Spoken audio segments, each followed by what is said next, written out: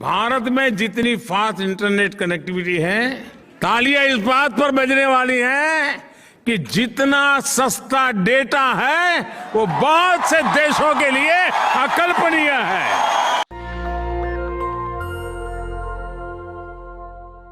ये वीडियो सुना आपने? भारत के प्रधानमंत्री यूरोप के दौरे पर कह रहे हैं कि भारत में सबसे तेज इंटरनेट है, सबसे तेज इंटरनेट है और उस पर सबसे बड़ी बात कि सबसे सस्ता इंटरनेट है। सोशल मीडिया ने प्रधानमंत्री की इस बात की पोल खोलकर रख दी है। उनका सफेद झूठ पकड़ा गया है। सोचिए, सोशल मीडिया पर एक वीडियो पहले से ही वायरल है कि प्रधानमंत्री टल्ली थे क्या। उनका हाव भाव, अंदाज लग रहा था जैसे प्रधानमंत्री किसी नशे में हो सकता है वो सत्ता का नशा हो सकता है वो झूठ बोलने का नशा हो, लेकिन क्या है, कैमरा है, पकड़ लेता है। नमस्कार, मैं शंभू कुमार सिंह और आप देख रहे हैं नेशनल दस्तक। प्रधानमंत्री कितना झूठ बोलते हैं? क्या यह सरकार सिर्फ झूठ और झूठ ही बोलती है? कुछ ऐसी खबरें हैं मेरे पास जिससे साबित हो जाएगा कि प्रधानमंत्री रोज झूठ बोलते हैं। आपने सुना था मोन्टाज में, फिर से सुन लीजिए। प्रधानमंत्री कह रहे हैं कि भारत में इंटरनेट सबसे सस्ता है। भारत में जितनी फास्ट इंटरनेट कनेक्टिविटी है, तालियां इस बात पर बजने वाली हैं कि जितना सस्ता डेटा है वो बहुत से देशों के लिए अकल्पनीय है। फिर क्या था? ये डेटा देख लीजिए। मुक्ता सिंह ने डेटा दिया है।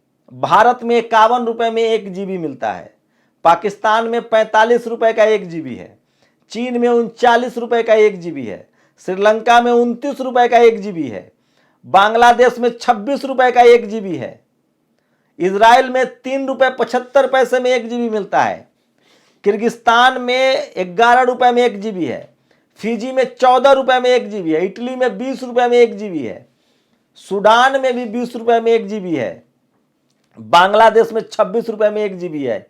ये भाई साहब BBC का आंकड़ा है। अब बताइए, इसको झुठला दीजिएगा तो सोचिए आपके देश के प्रधानमंत्री कितना बड़ा झूठ बोलते हैं। अब प्रधानमंत्री का दूसरा झूठ देखिए। प्रधानमंत्री ने चीन को लेकर क्या कहा था?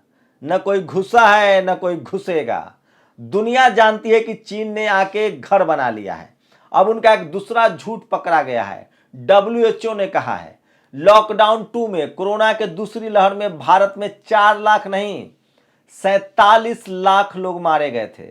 47 लाख लोगों की मौत हुई थी। ये झूठ भी प्रधानमंत्री का सामने आ गया है, सरकार का सामने आ गया है। तो सोचिए सरकार क्या क्या झूठ बोलती होगी, आप इसी का अंदाजा लगा सकते हैं। अब एक और खबर देख लीजिए, विदेश मंत्री के दौरे का है। स्मृति ईरानी ट्वीट करती हैं 3 दिन का दौरा,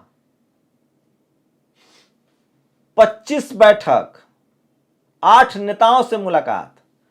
लेकिन स्मृति ईरानी ये भूल जाती है कि प्रधानमंत्री ने 3 दिन के यूरोप दौरे पर 36 ड्रेस बदले हैं। मतलब 12 बार वो ड्रेस बदलते हैं दिन भर में।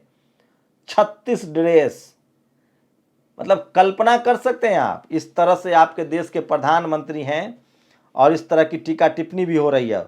और दूसरी एक और बड़ी खबर देख लीजिए। ये जिग्नेश मेवानी का वीडियो देख लीजिए, सुन लीजिए आप।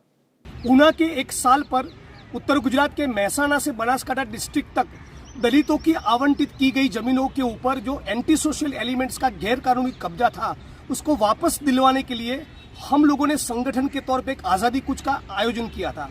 लेकिन रैली की परमिशन नहीं थी।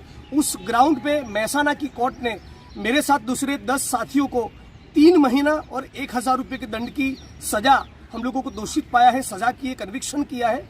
लेकिन मैं न्यायतंत्र का सम्मान करता हूं।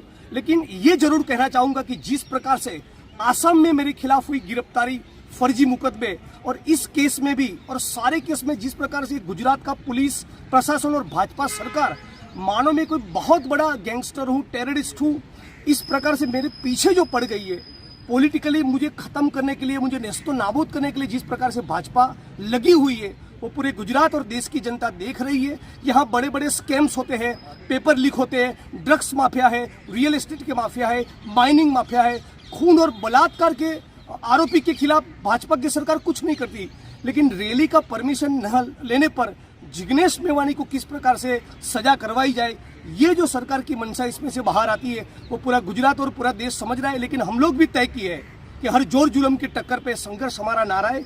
भाजपा की सरकार को जो करना है कर लो। हम लोग कल भी लड़ते थे, आज भी लड़ रहे, परसों भी लड़ेंगे। तो सुना आपने, एक रैली करने के लिए उनको 3 महीने की सजा दी गई है। इस देश में अरबों खरबों लेकर लोग चले जा रहे हैं, लेकिन ये तो जिग्नेश मेवानी है। वो कहते हैं कि कांग्रेस का नेता बाद में हूं, पहले बहुजन समाज का हूं और लड़ूंगा। शेड्यूल कास्ट की सरकारी जमीन का हक दिलवाने के लिए उन्होंने धरना प्रदर्शन किया था। ऊना में जिन लोगों की पिटाई हुई थी उसके लेकर प्रदर्शन किया था, उनको 3 महीने की सजा और 1000 का जुर्माना हुआ है।